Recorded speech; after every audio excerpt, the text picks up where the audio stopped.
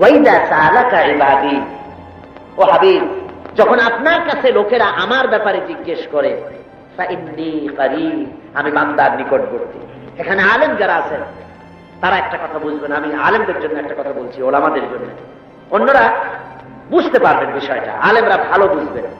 এই কোরআনে কারীমের ভিতরে রাসূল পাক সাল্লাল্লাহু আলাইহি ওয়াসাল্লামকে যত জায়গায় বলেছেন আপনাকে প্রশ্ন করা হয়, আল্লাহ বলতেছেন, ভালো করে বুঝেন, আল্লাহ রাসূলকে যত জায়গায় বলেন আপনাকে প্রশ্ন করা হয়, সেখানে আল্লাহ বলতেছেন কুল, আপনি বলুন। যত জায়গায় প্রশ্ন করা হয় আল্লাহ বলেন কুল, আপনি বলুন। যেমন ওয়ায়াসআলুনাকা আনিল আনফাল, ও নবী, আপনাকে প্রশ্ন করা হয় গনিমতের মাল সম্পর্কে, আপনি বলুন কুলিল আনফাল, আপনি বলুন এই গনিমতের মালটা আল্লাহর জন্য, রাসূলের জন্য নির্ধারিত।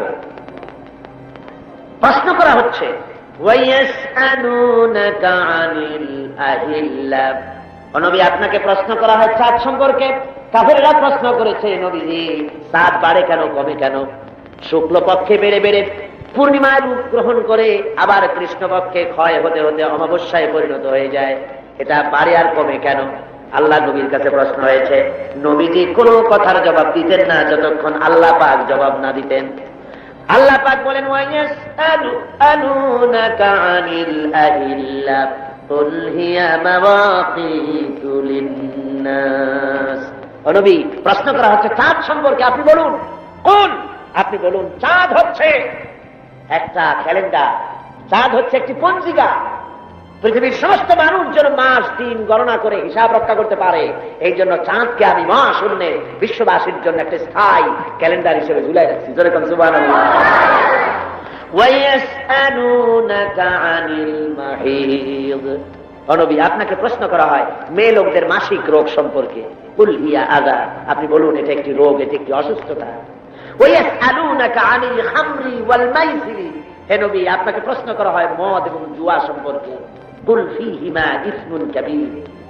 এইভাবে করে কোরআন শরীফের যত জায়গায় আছে, ও নবী, আপনাকে প্রশ্ন করা হয়, সাথে সাথে আল্লাহ বলেন কুল, আপনি বলুন। সারা কোরআন শরীফে একটা মাত্র জায়গা যেখানে আল্লাহ বলছেন নবী আপনাকে প্রশ্ন করা হয়, আপনি বলুন, এ কথা আল্লাহ বলেন,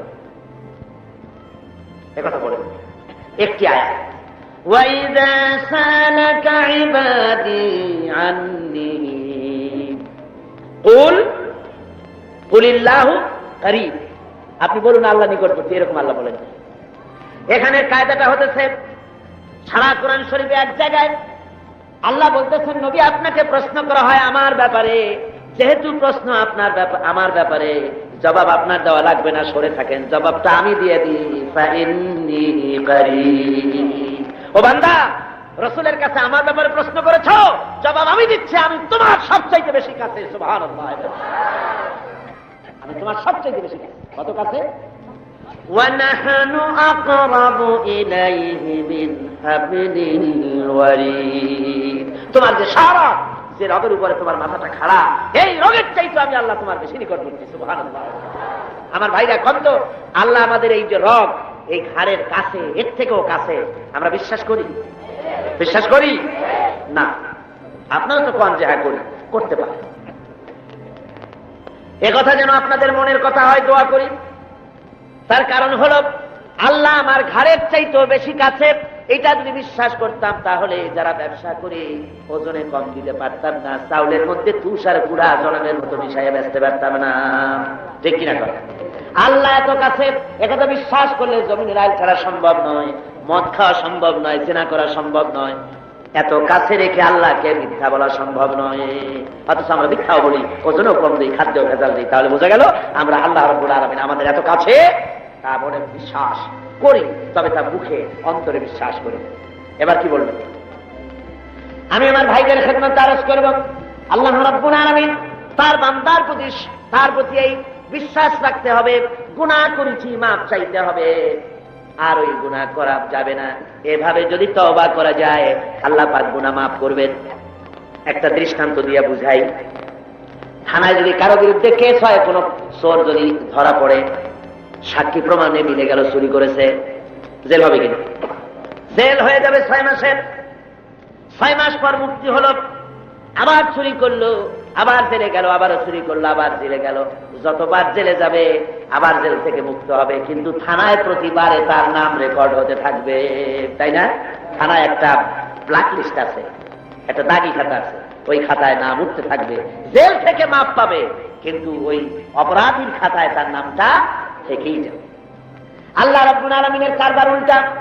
যদি কোনো মানুষ গুনাহ করে, সেই গুনাহ থেকে যদি তওবা করে, চোখের পানি ফেলে যদি গুনাহ মাপ চায়, আল্লাহ বলেন শুধু গুনাহ মাপ করি না, গুনার খাতায় যে নাম থাকে ওই নামটাও আমি আল্লাহ মুছে ফেলে দেই, ওই নামটাও রাখি না, মুছে ফেলে দেই। সুবহানাল্লাহ।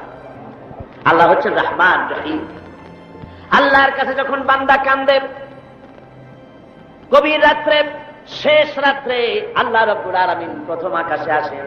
মুসলিম শরীফের হাদিস, প্রথম আকাশে এসে ডাকেন, ও আমার বান্দারা কে আছো? গুনাহ করে করে জীবন ভর্তি করে ফেলেছো, আমার কাছে কাঁদো। ঋণগ্রস্ত হয়েছো, ঋণ পরিশোধ করতে পারো না, আমারে বলো কে আছো এমন? জীবনটাকে বরবাদ করে ফেলেছো, অসুখ হয়েছে সারে না, আমাকে বলো। এভাবে আল্লাহ ডাকতে থাকেন।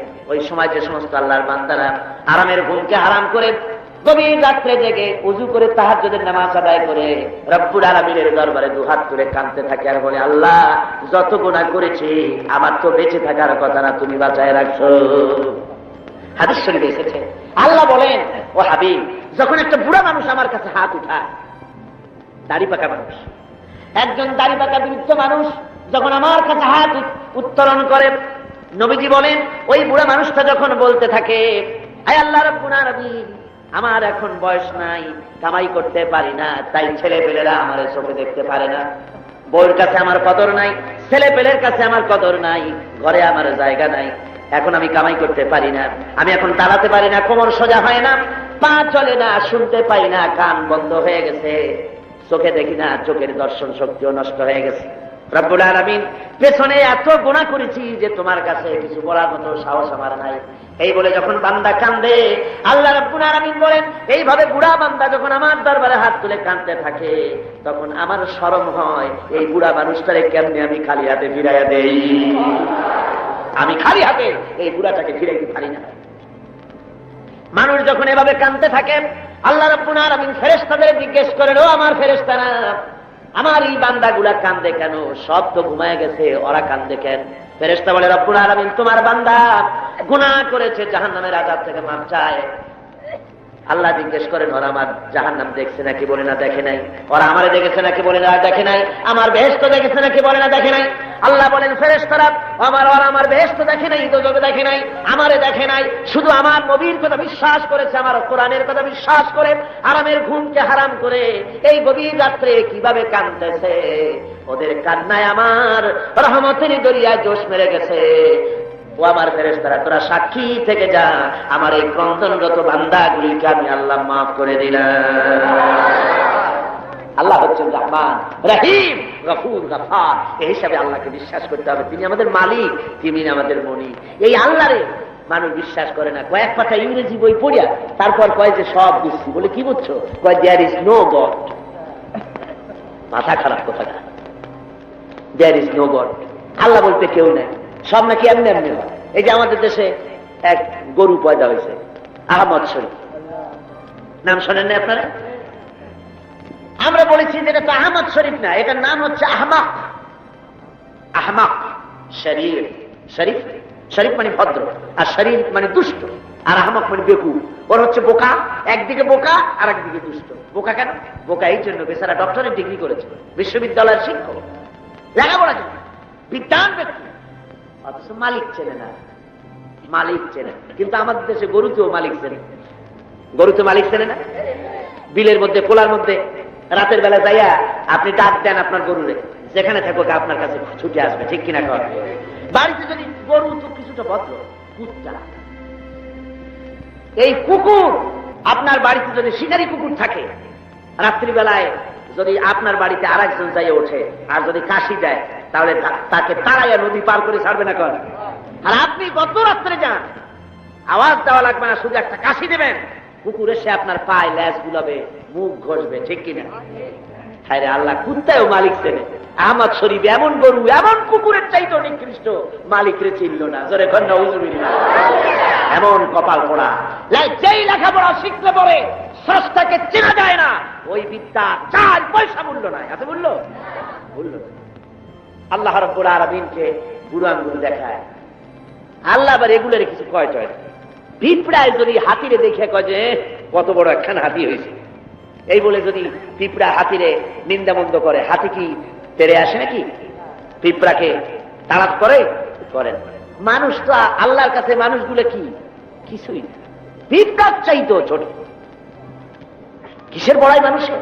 আল্লাহ বলছেন ওয়াল্লাহুল গানিয়্যু ওয়া আনতুমুল ফুকারা, তোমরা সব ফকিরের গোষ্ঠী আর বেনিয়াজ বেপরোয়া কেবলমাত্র আল্লাহ সুবহানাহু ওয়া তাআলা। পড়েন সবাই, কুল হুয়াল্লাহু আহাদ আল্লাহুস সামাদ লাম ইয়ালিদ ওয়া লাম ইউলাদ ওয়া লাম ইয়াকুল লাহু কুফুয়ান আহাদ। কুল হুয়াল্লাহু আহাদ, বলুন আল্লাহ এক এবং একক, নিরঙ্কুশ, বেনিয়াজ, তিনি কারো মুখাপেক্ষী নন। তাকে কেউ জন্ম দেয়নি, তিনিও কাউকে জন্ম দেন নাই। আকাশ আর জমিনে আল্লাহর সমকক্ষ কেউ নাই। জল বলেন সুবহানাল্লাহ। প্রচন্ড ক্ষমতার মালিক। রাতকে দিন বানাতে পারেন, সাগরকে নগর করতে পারেন, নগরকে সাগর বানায় দিতে পারেন, ফকিরকে ধরে প্রেসিডেন্ট বানায় দিতে পারেন, আবার কোটিপতিকে ভিক্ষুকে পরিণত করে দিতে পারেন। যে প্রেসিডেন্ট দেখা যায় গলা থেকে শুরু করে পা পর্যন্ত ফুলের মালা দিয়া বোঝাই, সম্মানের কোনো অভাব নাই। আবার ফুলের মালার পরিবর্তে জুতার মালা পরাইয়া জেলখানার মধ্যে ঢুকাই দিতে পারেন আল্লাহ রাব্বুল আলামিন। পারে কিনা? জোরে কোন পারে কিনা? প্রচন্ড ক্ষমতার মালিক তিনি। সব দেখেন, সব শোনেন। অবশ্য রাতের বেলায় দেখেন না নাকি? আল্লাহ কি ঘুমায়? জোরে কোন আল্লাহ ঘুমান? লা তাখুযুহু সিনাতুন ওয়ালা নাওম, তার কোনো ঘুম নাই, তন্দ্রাও নাই, সব তিনি দেখেন এবং শোনেন। আল্লাহর উপরে এরকমের ঈমান আনতে হবে, প্রচন্ড ঈমান তার উপরে রাখতে হবে, তার রহমতের উপরে ভরসা করতে হবে এবং এই কথা মনে রাখতে হবে যে আল্লাহ রাব্বুল আলামিন তিনি কেবল আমাদেরকে রহমত করতে পারবেন না, যাব করতে পারেন। ঈমান আনতে হবে আল্লাহর উপরে। আল্লাহর উপরে ঈমান আনার অর্থই হলো আল্লাহর হুকুম মানা, আল্লাহর আইন মানা, আল্লাহর বিধান মানা, আল্লাহর শাসন মানা। এই কোরআনে কারিমে আল্লাহ যেসব কথা বলেছেন সেই কথা অনুযায়ী জীবনকে পরিচালনা করা, এটাই হলো আল্লাহর প্রতি ঈমান আনা। তো ঈমান আনার কথা যেখানে আল্লাহ বলেছেন সেখানে বলেছেন ওয়াবিলুস সালিহাত। ঈমান যেখানে, আমলে সালেহের কথা সেখানে। ঈমানের কোনো দাম নাই যদি আমলে সালেহ না থাকে, আমলে সালেহের কোনো দাম নাই যদি ঈমান না থাকে। কথা বুঝে আসতেছে আপনার? দেখুন কোরআনে কারীমের ভিতরে অন্যত্র এসেছে ইন্নাল্লাযীনা আমানু ওয়া আমিলুস সালিহাতি কানাত লাহুম জান্নাতুল ফিরদাউসি নুজুলা। নিশ্চয়ই যারা ঈমান এনেছে এবং আমলে সালেহ করেছে তাদেরকে আল্লাহ রাব্বুল আলামিন জান্নাতুল ফিরদাউস দিবেন। তো এই যে ঈমান যেখানে, আমলে সালেহ সেখানে। আমলে সালেহ না হলে, অর্থাৎ নেক কাজ, সৎ কাজ না হলে ঈমানের দাম নাই। এজন্য আমি দৃষ্টান্ত দিতে গিয়ে বলি ঈমান হলো একটা এক, ওয়ান, ওয়াহিদ, এক, একটা ফিগার। ঈমান হলো এক, আর আমলে সালেহ নেক কাজ হলো শূন্য। নেক কাজগুলি কি? কথা কন না কেন? নেক কাজগুলি কি? শূন্য। এখন দাম কার বেশি, একের বেশি না শূন্যের বেশি? অনেকে বলে কয় যে না শূন্যের দাম বেশি। বলে কিরকম? কয় যে একের সামনে শূন্য বসলো তো একের দাম বেড়ে গেল, 1 10 হয়ে গেল, আর একটা শূন্য দিলে 1 100 হয়ে গেল, কাজে শূন্যের দাম বেশি। আমি বলি আপনার থিওরি যদি ঠিক হয় তাহলে শূন্য বসাইতে থাকেন যতদূর পারে। তো বসাইলো একক, দশক, শতক, সহস্র, অযুত, নিযুত, কোটি, লক্ষ, পদ্ম, খর্ব, মহাখর্ব, নিখর্ব, এরকম করে করে জনমের মতো শূন্য বসাই দিল। আমি বললাম আপনার এখন একের দাম, আপনার এই শূন্যের দাম তো বেশি বললেন, আমি আমার এক উঠায় পকেটে ছুঁয়ে দিলাম, দেখি আপনার শূন্যের দাম কত হয়। শূন্যের আর দাম থাকবে? কোনো দাম থাকবে না। শূন্যের মূল্য হয় একের কারণে। শূন্যের মূল্য হয় কিসের কারণে? একের কারণে। এক আছে বলে শূন্যের দাম বেশি, আর যদি এক না থাকে শূন্যের কোনো দাম নাই। সুতরাং এক হল ঈমান, আর শূন্য হচ্ছে ভালো কাজ। ঈমান আছে, একটা ভালো কাজ করেছেন 10 হয়ে গেল, আর একটা ভালো কাজ করলেন 100 হলো, আর একটা ভালো কাজ করলেন 1000 হলো। এ হলো আপনার চিন্তায় 1000 হয়েছে, কিন্তু আল্লাহর খাতায় অনেক বেশি হয়ে গেছে। কত হয়েছে? অনেক বেশি। কিরকম? মানুষ যখন হযরত আদম আলাইহিস সালাম আর শয়তানকে আল্লাহ রাব্বুল আলামিন যখন পৃথিবীতে নির্বাসিত করে দিলেন, শয়তান তখন বলল যে আদমের কারণে আমার জীবন বরবাদ হয়ে গেল, আমার আমল নষ্ট হয়ে গেল, ওই আদম সন্তানকে আমি জাহান্নামের ভিতরে বেশি বেশি ঢুকাই দেব, আমি হায়াত চাই কিয়ামত পর্যন্ত। আল্লাহ হায়াত দিয়ে দিলেন। শয়তান চলে আসার পরে রব্বুল আলামিন ফেরেশতাদের বললেন, ও আমার ফেরেশতারা, এই শয়তান যখন আমার বান্দাদেরকে কোন কুমন্ত্রণা দিবে, তখন তোমরা আমার বান্দা যখন গুনাহ করার জন্য নিয়ত করবে, তখন তার আমলনামায় কোনো গুনাহ লিখবা না, গুনাহটা করা হয়ে গেলে একটা গুনাহই লিখবা। আর যখন আমার বান্দা যদি কোনো ভালো কাজ করার নিয়ত করে, কাজটা করে নাই, শুধু নিয়ত করেছে, একের পরিবর্তে একটা নেকি লেখা দাও। আর যখন ভালো কাজটা করা হয়ে যাবে, তখন তার আমলনামায় একের পরিবর্তে 10 গুণ বাড়াইয়া লিখে দিও। জোরে কোন সুবহানাল্লাহ। সুতরাং যত ভালো কাজ করবেন আপনার আমল বেড়ে যাবে। কি বেড়ে যাবে? আপনার আমল বাড়তে থাকবে। আর আপনার ঈমান নাই। অনেকে কয় যে হুজুর এমনি আমি মানুষ খুব ভালো, বলে কিরকম ভালো? কয়ে মিথ্যা কথা কই না। তারপরে যে জায়গায় টিউবওয়েল নাই টিউবওয়েল করে দিই, কানা মানুষের চোখ ভালো করে দেওয়ার জন্য অপারেশনের ব্যবস্থা করি, এতে মিসকিনদের খাইতে দিই, অনেক ভালো ভালো কাজ করি, খালি যা নামাজ পড়ি না, তাতে কি আমার ঈমান নষ্ট হয়েছে নাকি? আমি বলি ভাই ঈমানই তো নাই, এটা নষ্ট হবে কি? ঈমান তো থাকা লাগবে। লা দীনা লিমান লা সালাতা লাহু, যার কাছে নামাজ নাই তার কাছে দ্বীন নাই, ঈমান নাই। মনে রাখবেন, যে ব্যক্তি নামাজ পড়ে না, মুসলমান বলে দাবি করা কোনো অধিকার তার নাই, কোনো দাম নাই। আপনি নামাজ পড়েন না তো আল্লাহর সামনেই মাথা নত হইল না, আপনি কিসের মুসলমান? ওরকম গরু শগুনিও খায়, কয় যে আমরা গরুর গোশত খাই, শগুনিও তো খায়। তা আমি দাঁড়িয়ে রাখি, রবীন্দ্রনাথ তো দাঁড়িয়ে রাখছি, কার্ল মার্কস তো দাঁড়িয়ে রাখছে, তাহলে কি হয়েছে? কথা বুঝতে পেরেছেন? সুতরাং মাথা নত করতে হবে, আল্লাহরে সেজদা দিতে হবে। এমনি এমনি মুমিন হওয়া যাবে না। সবে বরাত আসলো, মাশাআল্লাহ, আগের থেকে রেডি, রুটি তৈরি, গোশত তৈরি, তারপরে গোসল করবে কোন জায়গায় তাও তৈরি। শোনা আছে যে প্রত্যেক ফোটায় ফোটায় 100 করে নেকি হবে গোসলের পানিতে। তেল তোল মাইখা ভালো করে গোসলের জন্য রেডি হয়ে গেছে। গোসল টোসল করিয়া এরপরে গোশত খাইলো খুব, গোশত টোস্ত খাই খেয়ে তারপরে 2 রাকাত 6 রাকাত নামাজ পড়িয়া ঘুমায় পড়ে। মনে করলো যে পিছনের গুনাহ মাফ হয়েছে। না, এত সহজ না। কথা বুঝতে পেরেছেন? এত সহজ না।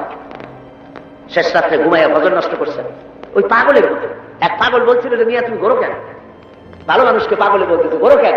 ঘুরতেছি, গরু তালাশ করি, একটা গরু কিনবো, পরশুদিন কোরবানি হবে, কোরবানির গরু তালাশ করি, কিনবো। পাওনা কয় না পাইনি। পাওনা তাতে কি হয়েছে? একটু মাঠে কত গরু, একটা ধরে নিয়ে যাবোই দিয়ে। কয় যে তো তুমি পাগল, তোমার কথা, পরের গরু জবাই দিলে তো গুনাহ হবে, আমি গরু কিনে জবাই দেবো। কয় তুমি পাগল, আমি পাগল। পাগলে বলতেছে তুমি পাগল। তুমি কোরবানি উপলক্ষে একটা ভালো নিয়ত করে একটা গরু তুমি ধরবা, সে যার করি ভালো নিয়ত করিয়া কোরবানির দিনে নামাজ পড়িয়া এসে আল্লাহু আকবার বলে জবাই দিয়ে দেবে। এখন তুমি চুরি করছো, সেজন্য একটা পাপ হবে, আর আল্লাহ রাস্তায় কোরবানি করছো, সেজন্য একটা সওয়াব হবে। কোরবানির সওয়াব আর চুরির পাপ ভগ্নাংশের মতো কাটাকাটি হয়ে যাবে, গোশত খাওয়া পাপ। মুসলমানের অবস্থা তাই হয়েছে। সারা বছর গুনাহ করে, ওজনে কম, খাদ্যে ভেজাল, চুরি, ডাকাতি, জুয়া, মিথ্যে কথা সব বলে। সবে বরাতে সমানে ইবাদত করে মনে করে পিছনের গুনাহ মাফ হয়ে যাবে, আর রাতের বেলায় খাও গোশত আর রুটি খাই না, ওজন। এটার নাম পাগলামি। আচ্ছা, আপনারা শিক্ষিত লোক যারা, তারা তো বোঝেন, আপনারা সবই শিক্ষিত, ভালো মানুষ, আপনারা নিশ্চয়ই বোঝেন বোনাস। ঈদে বিভিন্ন মিল কলকারখানা বোনাস দেয়। বোনাসটা বোঝেন তো? একটু কথা না করলে আমি বুঝি কেমনে বোনাস বোঝেন। ধরুন আদমজি জুট মিল কর্তৃপক্ষ, তারা ঘোষণা করেছে ঈদের একদিন আগে 28শে রমজান অথবা 29শে রমজান আমরা ঈদ বোনাস দেব। এখন ঈদ বোনাসের কথা শুনিয়া ঢাকার থেকে গাড়ি গাড়ি ভর্তি লোক যাইয়া যদি গেটে দাঁড়ায়, আমাদের ঈদ বোনাস দেবে, ঈদ বোনাস দেবে ওদের কথা। বোনাস কাদের জন্য? যারা মিলে এমপ্লয়, যারা কর্মচারী, ওদের জন্য বোনাস। বাইরের লোকেরা বোনাস বোনাস করে যদি বেশি চিল্লায়, তাহলে বোনাস পিঠের উপরে দেবে না, পিঠের উপরে বোনাস দিয়ে দেবে। লাইলাতুল কদর, লাইলাতুল বারাত, লাইলাতুল মেরাজ, এগুলি হলো আল্লাহর পক্ষ থেকে মুমিনদের জন্য বোনাস। এই বোনাস কাদের জন্য? যারা নামাজি, যারা দিনদার, যারা চরিত্রবান, যারা ইমানদার, ওদের জন্য বোনাস। সারা বছর নামাজ নাই, শবে বরাত শেষ হয়ে গেলে নামাজ নাই, আর এরা বোনাস নিতে যায় আল্লাহর কাছে। সারা রাত জায়গায় জায়গায় ইবাদত করবা, আর পরের দিন থেকে আবার যে শয়তান সেই শয়তান। কথা বুঝতে? ওই যে আমি এই কথাটা বললাম, কমরউদ্দিন মুসল্লি সাহেবের নাম মনে আছেন আপনাদের? আরে ভাই কথা বললেন, কমরউদ্দিন মুসল্লি সাহেব, আল্লাহ তাকে বেহেশতে নসিব করুন। শুনলাম কোন এক জায়গা থেকে উনি নৌকা বাইয়ে যাচ্ছে, তারপরে রোজার দিন একজনে কয় মুসল্লি সাহেব আমার একটু নেবেন, আমি একটু যাবো। কোন জায়গায় যাবো লোক জায়গায়। তারপরে তারা নিচ্ছে নিয়ে সে বলছে যে আমি একটু ভাই আপনাকে সাহায্য করি। কয় না, ভালো লাগবে না, আমি সব কামাই করি, তুমি বসো। অনেক দূর চলে গেছে। তারপরে সেই লোক একটা সিগারেট ধরেছে। আরে মিয়া, রোজার দিন তুমি সিগারেট ধরাইছো কেন? কয় যে আমি রোজা না। কেন রোজা না? কয় যে আমার পেট ব্যথা করে। পেট ব্যথা করে তুমি সিগারেট খাও কেন? তারপরে উনি নৌকা উল্টা কয় আপনি যান কোথায়? উল্টা উজানে। কয় যে তুমি যে জায়গায় উঠতে হবে সেই জায়গায় নামো। কয় যে না আমার এই জায়গায় নামা দেন, আপনি কষ্ট করে উঠে যান না। কয় না কোথায় শয়তান কোথায় নামাবো, যে জায়গায় শয়তান সেই জায়গায় নামাই দিয়ে আসবো। কোমরে মুসল্লি সাহেব জি তাই আর শুনছেন না আমার ভাইরা, এই রকমের নামাজ নেই, রোজা নাই। অনেক আছে রোজার মাস আসলে গ্যাস্ট্রিকের ব্যারাম হয়, রোজা রাখে না। কি হয়েছে? কয় যে গ্যাস্ট্রিক। আল্লাহ জনমের মতো গ্যাস্ট্রিক বানাই দিতে পারেন কিনা? আবার তার হুঁশিয়ার হয়ে যাবে। এই রমজান বরকতের মাস, রহমতের মাস, পবিত্র মাস। সুবহানাল্লাহ বলেন। আল্লাহ যেন সকলকে রোজা রাখার তৌফিক দেন, জোরে কোন আমিন। রোজা আসছে মানুষের চরিত্র ভালো বানাবার জন্য। হায় রে কপা, এই রোজা আসলে মুসলমানদের মেজাজ যায় খারাপ। হিন্দুরা বিকাল বেলায় মাছের বাজারে যায় না, মুসলমানদের রোজা মেজাজ খারাপ। বেলা 12টার সময় চোখ লাল, 2টার সময় গালাগালি, যারে বলা লাগে ভাই তারে কয় শালা। লোকেরা কয় দুনিয়াতে স্যাচ্ছে, কয় যে রোজায় ধরছে। অফিসে গেছে, কাজ করতে পারে না, ঘুমায়। কয় লোক ঘুমায় কেন? কয় যে রোজায় ধরছে। যে রোজা তার চরিত্র ভালো বানাবে, সেই রোজা দিয়ে তার চরিত্র নষ্ট হচ্ছে, তার ঈমান নষ্ট হয়ে যাচ্ছে। তার কারণ কি? কারণ হলো ঘুম আসে, মেজাজ খারাপ হয়। মেজাজ খারাপ হয় কেন? পেটে অশান্তি হলে মেজাজ খারাপ হয়ে যায়। আল্লাহ বলছে যে সারাদিন একটু না খেয়ে থাকো। আপনি যদি না খেয়ে থাকেন তাহলে আল্লাহর গোলায় অনেক খাদ্য জমা হবে নাকি? না, সেজন্য রোজা না। রোজার অনেক ফায়দার মধ্যে এটাও, গরিব মানুষ যে না খায় থাকে সারাদিন, তুমি যেন বোঝো, এটাও একটা। কিন্তু আমরা সারাদিন না খাইয়া ওই ইফতারের সময় সুদে আসলে সব উসুল করি। পেঁয়াজি, বেগুনি, ছোলা, মুড়ি, বুট জনমের মতো খায়। খাইয়া মাগরিবের আগে শেষ হয় না, কয় ও মাগরিবটা পড়ে আসে, তারপরে খায়। এমন খাওয়া খায়, খাইয়া তারপরে ডাক্তারের কাছে গেছে, কয় ডাক্তার সাহেব আমি তো আর শ্বাস করতে পারিনি। কেন? কয় যে খাইছি বেশি, সবে বরাত তো খুব বেশি খেয়ে ফেলাইছি। কয় 2টা ট্যাবলেট খাও আর 1 গ্লাস পানি। খাওয়া খায়, পেটে উকুন মারা যায়, এমন খাওয়া খায়। এরপর তো ঘুম আসবে, এরপর তো মেজাজ খারাপ হবে। আর আমার সার ঔষধ সমানে বিক্রি হয়। আমার বন্ধুগণ, এই যে অবস্থা, এই অবস্থার জন্য আমরা আমাদের ভাই হতে হবে। এই পবিত্র রজনী আল্লাহ পাক বোনাস স্বরূপ দিয়েছেন দিনদার, ইমানদার, পরিষ্কার তাদের জন্য, যারা জীবনকে তৈরি করবে ওদের জন্য এই রাত দিয়েছেন। এই রাতকে বেশি বেশি ইবাদত করে জীবনকে পরিশুদ্ধ করতে হবে, আমলে সালেহ করতে হবে, নেক কাজ বেশি বেশি করতে হবে। নেক কাজ কারে কয় সেই ব্যাখ্যাটা সংক্ষেপে দিয়ে দিই। নেক কাজ, আল্লাহ রাব্বুল আলামিন বলেন আল্লাযী খালাকাল মাউতা ওয়াল হায়াতা লিয়াবলুয়াকুম আইয়ুকুম আহসানু আমালা। আল্লাহ পাক বলছেন আমি মৃত্যু এবং জীবনকে সৃষ্টি করেছি এই জন্য যে তোমাদের মধ্যে আমলের দিক থেকে কে উন্নত সেটা যাচাই করার জন্য। এখন আমলে আহসানে আমল, উন্নত আমল কি তার ব্যাখ্যা কি? উন্নত আমলের জন্য 2টা শর্ত। উন্নত আমলের জন্য কয়টা শর্ত? ভালো করে বোঝেন আর শোনেন। উন্নত আমলের জন্য 2টি শর্ত। একটি শর্ত হচ্ছে আমলটা হতে হবে আল্লাহর রযামন্দির জন্য, আল্লাহকে খুশি করার জন্য আমলটা হতে হবে। 2 নম্বর শর্ত হচ্ছে আমলটা হতে হবে সুন্নতে নববীর উপরে, রাসূল পাক যেভাবে কাজটি সম্পাদন করেছেন তার উপরে হতে হবে, তাহলে এটা হবে আহসানে আমল। আপনি নামাজটা কেমনে পড়বেন? আপনার পীর সাহেব যেমন পড়েন ওই রকম, আপনার মাওলানা সাহেব যেমন পড়েন ওই রকম, আপনার মুহাদ্দিস সাহেব ওই রকম না। আমার নামাজ পড়তে হবে, রাসূল পাক সাল্লাল্লাহু আলাইহি ওয়াসাল্লাম বলেছেন সাল্লু কামা রাআইতুমুনি উসাল্লি, নামাজ পড়ো সেইভাবে যেভাবে আমাকে পড়তে দেখো। সুবহানাল্লাহ। রাসূল হচ্ছেন মডেল, সব ব্যাপারে আদর্শ।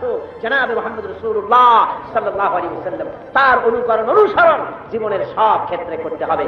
তাহলেই প্রত্যেকটি কাজ আহসানে আমল হবে, উন্নত মানের কাজ হবে। যদি সত্যিকারের আমরা সে আমলটাকে আল্লাহকে খুশি করার জন্য করি, তাহলে বুঝতে হবে প্রথম কাজ ঈমান, 2 নম্বরে নেক কাজ। 2 নম্বরে কি?